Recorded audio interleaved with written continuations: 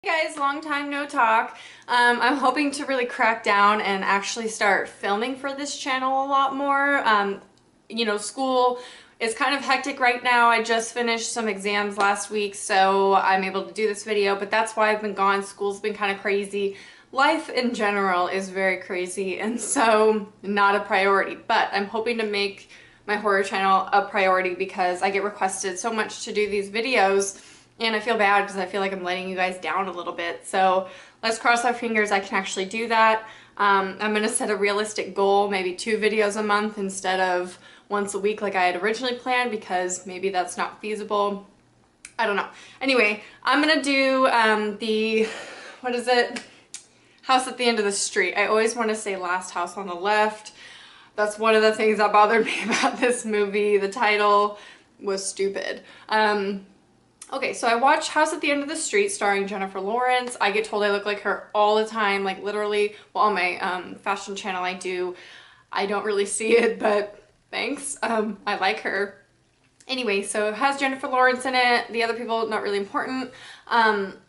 So I thought this was going to be so much scarier than it was. It really was not scary at all, at all. And it was more of a thriller suspense than a horror. So it's kind of not really relevant to this channel, but it had, I mean, it's creepy enough I can at least talk about it. At least the preview led on that it would be. So that's why I watched it for you guys. It is, oh no, I downloaded it. Just kidding. So anyway, the first thing bothered me, the name, House at the End of the Street. Really, I feel like with the plot, it could have they could have been more creative than that. Like, that's not even, and there's so many movies like that, like The Last House on the Left, and okay, maybe not so many movies, but one movie that's really like that. I don't know, that bothered me. It's not even relevant because the plot is Jennifer Lawrence and her mother move into this house, and their next door neighbor is like the creepy one, the creepy house, I guess you would say. And so it is at the end of the street, I guess. That has no relevance to the movie at all, so that bugged me. So they were told when they bought the house or are renting the house that it was empty and nobody lived there because there was a double murder there. The daughter, Carrie Ann, of this family murdered her parents there, and she had a brother. And so eventually you discover that the brother still lives there. Where his parents were killed, and yeah, so that's the basic plot that you get in the beginning. This review video will have spoilers because I can't talk about it without a spoiler. It's just impossible because that's where I would stop. It's just that that's the plot. But first I'm going to do the ratings if you're into that, you want to know, and then I'll do spoilers after the ratings. So for acting, I gave it a 9. I'm not picky with acting at all. It does bother me sometimes, depending on the type of movie. When it's more first-person movie, I tend to be a little bit more critical. When it's a Hollywood type movie like this one, where it's not first-person camera or anything, I don't know, I'm a little bit more lenient. Jennifer Lawrence is one of my favorite actresses of all time. Not just because of the Hunger Games. In general, she's an amazing actress and an amazing person too. So I'm a huge fan of hers. So I gave it a 9 because of her. Everybody else, I don't care. I really didn't. They were okay. The characters themselves bothered me. So it wasn't so much their acting, it was the characters. But yeah, the acting was all right. For everybody else, I'd probably give a 7. But Jennifer Lawrence deserves a 9. So I'm going to give the whole movie a 9 just because I'm nice. The plot gave a 7. I can't talk about it without spoiling it, so I'm not going to, but the plot was really weak and I feel like it was just not strong, I mean, at all. It was just predictable, and yeah, not a fan. Scare factor, please. It was a 6. I gave it a 6 just because there is a specific moment that you feel a little bit more suspenseful than the others, but again, it's not enough to really bump up the score because it was horrible. The scare factor was awful. I mean, nothing was scary about it. Maybe, I mean, I can't talk about it yet. I'll get into it in the spoilers if you're interested. I'll talk about it more, but it wasn't that scary. It's very much a thriller suspense, and those aren't even that scary for me. I don't know, that genre in general is, it's awesome at some points when you're looking for something that's maybe a little creepy, but not so much you're gonna not be able to sleep at night. This movie's definitely in that genre where you can watch it by yourself without any issues, at least for me. No problem. Okay, moving on. Characters, I gave a 7. Not a fan of the characters. I'm not a fan of her mom whatsoever.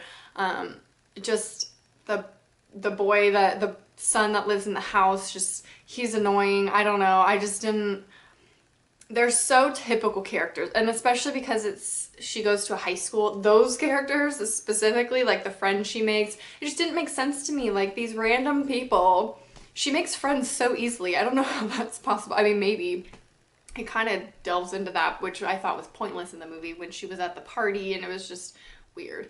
But those people were obviously annoying and so generic. Like, her character was all right, but again, for this type of movie, her character was really generic, and the whole thing was average. I don't know.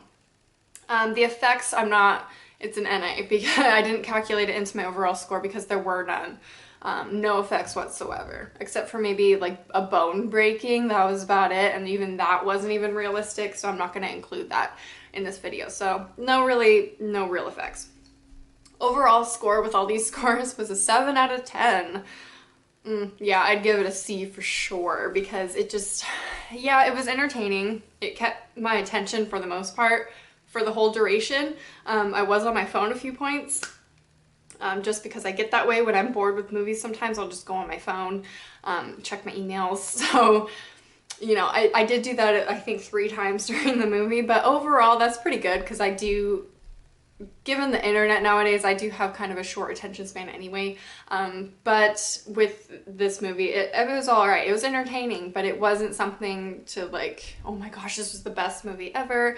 It was an average movie, I'm not gonna lie. So now I'm gonna get more into like spoilers and talk more about the plot, what I liked and didn't like about that. This video is a lot more rambly, in case you couldn't tell. It's not as structured. I literally just jotted down some notes really fast of scores and sat in front of the camera. So I'm not as like structured as usual. But anyway, we're just gonna move into spoilers and plot and stuff like that. Okay, so this movie does have quite a large twist at the end, which I was excited for. Like when I found out, I was like, oh my god, that's amazing. But then I thought about it, and it's like, you know, I probably saw that coming, because it is not it's not like Sixth Sense Sixth Sense twist or anything like that. So what it is, if you're interested, I'm gonna tell you. I'm gonna spoil it for you right now. So Carrie Ann is alive. Carrie Ann, I don't know, I'll get into it. Carrie Ann's alive. And well, you kind of find that out in the beginning, that there's somebody else in the house with him and he's caring for her. And you believe it to be his sister, Carrie Ann, who had killed her parents. And so he tells Jennifer Lawrence, I'm just gonna call her that. Oh, her name was Alyssa. He tells Alyssa that, and his name is Ryan. He tells Alyssa that he has a sister living with him still, and she had brain damage from an accident on a swing set, when in reality, she died on the swing set. And at the very end of the movie, it was hilarious. That was my favorite part, actually. It's at the end of the movie, the very last scene, you see Ryan in a mental institution, and he's having like flashbacks to his childhood. And his parents were so messed up by this daughter's death that they dressed him up as Carrie Ann and called him Carrie Ann, and he was Carrie Ann. And he killed the parents, and you obviously find that out because his sister died. It wasn't his sister that killed the parents, and it was crazy. I thought that was really cool. Didn't like that he died, or that he lived. I'm just collecting my thoughts now. I didn't like that he was alive at the end of the movie. Hated that, because she pumps him full of bullets. Like at the end when they're in the basement, she shoots him like 3 times in the chest and he lives. Not to mention he's hit in the temple with a hammer, hella hard. How do you survive that and live to like go into a mental institution? I don't know, I thought he shouldn't have lived. So Jennifer Lawrence starts to get close with Ryan, and you know, she goes to his house a lot and they make out and stuff like that, and she gets attached, but she soon discovers this wallet of this girl, this college girl's wallet in his trash. And you realize at that point, because we know the sister is, well, we don't know this yet, his sister's obviously dead, and he is basically, she also finds a box of contacts, blue contacts, and you realize that he's capturing girls that would be around his sister's age right about now, and he puts blue contacts in them so they look like his sister, and he treats them like they are Carrie Ann. And so the girl in the beginning of the movie that we see is actually just some random girl that he had captured and forced to live in his basement and cared for her, and you just think that she's crazy because she has brain damage. But she's crazy because she's trying to escape, and he accidentally kills her at some point, and so now he gets another one from a coffee shop, picks her up and puts contacts in her. And so he was going to do the same thing with Alyssa, Jennifer Lawrence, and capture her, but obviously she's a fighter, and she just like fights her way through it, ends up with the cop's gun, shoots him 3 times, and he lives. In the chest, no less, like in the heart. You see this bullet hole right here. It's like, you survive. I don't know.